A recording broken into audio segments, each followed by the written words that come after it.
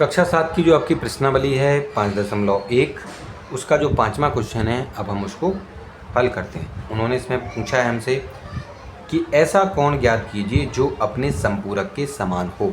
जैसे कि ऊपर वाले क्वेश्चन में 4th वाले में पूछा था कि अपने पूरक के समान हो। अब देखो इसको जो है इसको समझने का एक तरीका है। उन्होंने ये कहा है, देखो मैं आपको बता दूँ, जैसे कोई हमारा एक कोण है, नहीं पता है कितने डिग्री का है, ठीक है, ये हमारा कोण है।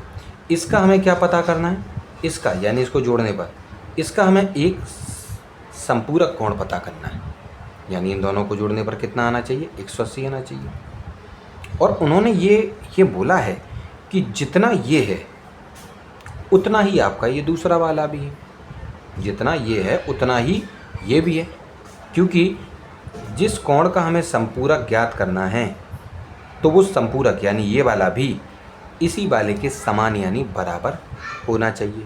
तो ऐसा कौन सा कोण है, तो उसके लिए हम क्या करेंगे, क्योंकि देखो हमें ये तो पता नहीं है, तो हम इसकी जगह क्या मानेंगे, आपका x मानेंगे, क्योंकि ये तो पता नहीं। लेकिन उन्होंने ये भी कहा कि उसका जो संपूरक है वो भी उसी के बराबर है, यानी उसको कितना माना था x, तो दूसरा वाला भी कितना हो जाएगा x, और बराबर में कितना है आपका छात्रों 180 डिग्री। तो ये हो जाएंगे आपके 2x बराबर में 180 डिग्री। तो x बराबर कितना हो जाएगा 180 डिग्री बटे 2। आप 2 से इसको सरल कर दीजिएगा छात्रों, तो जब सरल करेंगे तो आप 90 डिग्री पाएंगे। यानी कि ये जो पहला वाला है वो कितना है 90 डिग्री, उसको x माना था, और उसका जो संपूरक है वो भी x था, यानी वो भी 90 डिग्री।